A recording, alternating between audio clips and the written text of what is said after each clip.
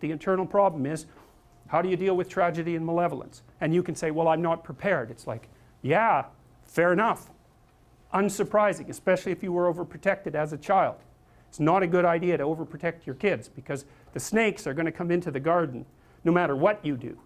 And so then you, instead of trying to keep the damn snakes away, what you do is you arm your child with something that can help them chop them into pieces and make the world out of them. So that the trick for human thriving in the face of suffering and malevolence is strength, not protection. It's a completely different idea. We also know this clinically. We know, for example, that if you treat people with exposure therapy for agoraphobia, which is, roughly speaking, the fear of chaos, I would say, the fear of everything, you don't make them less afraid. You make them braver. It's not the same thing. Because with an agoraphobic, see, what happens to them is the fall. They never conceptualize death and suffering. They're naive, right? It never enters the theater of their imagination, and it's because they're protected from it. But then something happens. This often happens to women in their 40s, because they're the people most likely to develop agoraphobia. Something happens. They've been protected from chaos by authority their entire life. So maybe they had an overprotective father, and then they went to an overprotective boyfriend, and then they went to an overprotective husband. And maybe they were willing to be subjugated to all three of those because of the protection, right? So that's the bargain. They stay weak and dependent, and maybe they have to because that's the only way they can appeal to the person who's hyperprotective, but the price they pay for that is that they're not sufficiently competent. And then something happens in their life, often in their 40s, they develop heart palpitations, maybe as a consequence of menopause. Their heart starts to beat erratically, and they think, oh no, death. It's like, well, who are you going to talk to about that? Right? There's no protection from authority for that. Or maybe their friend gets divorced, or maybe their sister dies, or something like that. It brings up the specter of mortality, and maybe the specter of malevolence and mortality, and it brings it up in a way that authority, recourse to authority, cannot solve. And so then they have panic attacks. What happens? They go out, they get afraid, they feel their heart beating, then they get afraid of their heart beating because they think, oh no, I'm going to die, and they think, oh no, I'm going to die, and I'm going to make a fool of myself while I'm doing it and attract a lot of attention. So the two big fears come up: mortality and social judgment. And then they have a panic attack. It's like fight or flight's gone out of control. Very, very unpleasant. Then they start to avoid the places they've had a panic attack. Then they end up not being able to go anywhere. So then Tiamat has come back, right?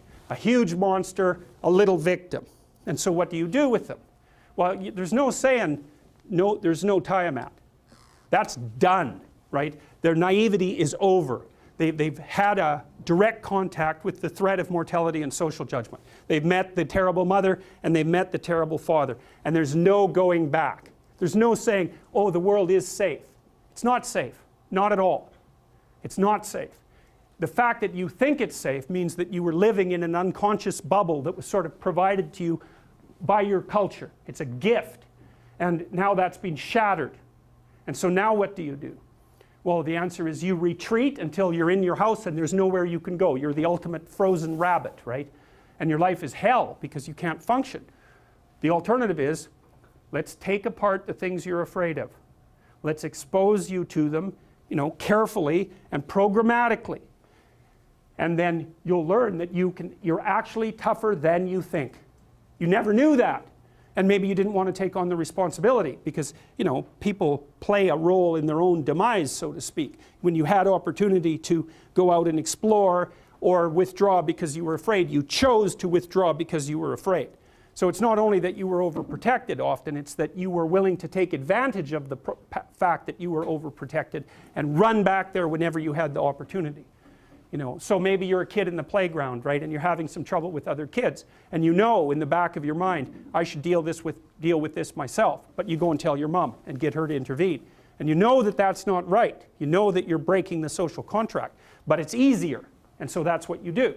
You run off to an authority figure and hide behind the great father, right, roughly speaking. Well, the problem with that is you don't learn how to do it yourself. So then you have to relearn it painfully when you're 40. So then you take people out. You say, well, what are you afraid of? Rank it from 1 to 10. So 10 is, we'll make a list of 10 things you're afraid of. The thing you're least afraid of we'll call number 10. So we'll start with that. Okay, well, I'm afraid of elevators. Okay, well, let's look at a picture of an elevator. Let's have you imagine being in an elevator. Let's go out to an elevator and let you watch the terrible jaws of death open, because that's how you're responding to it symbolically, right? And you're going to do that at the closest proximity you can manage. You find out, you go do that, it works. You're nervous as hell, especially from an anticipatory perspective. Shaking. You go out, you stop, you watch it happen, and you actually calm down. You do that 10 times and it no longer bothers you. Well, what you've learned that you didn't die, but more importantly than that, you've learned that you could withstand the threat of death. That's what you've learned.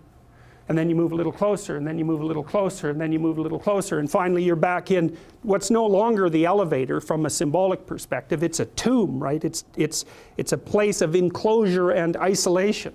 And you learn, turns out I can withstand that. And then you're much more together, much more confident. And that's often one of the things that often happens in situations like that. I've seen this multiple times, is that if you run someone through an exposure training process like that and toughen them up, they'll often start standing up to people around them in a way they never did before, because they wouldn't stand up for themselves before, because they weren't willing to undermine the protection. See, if you're protecting me, I can't bother you, because I can't afford to forsake your protection.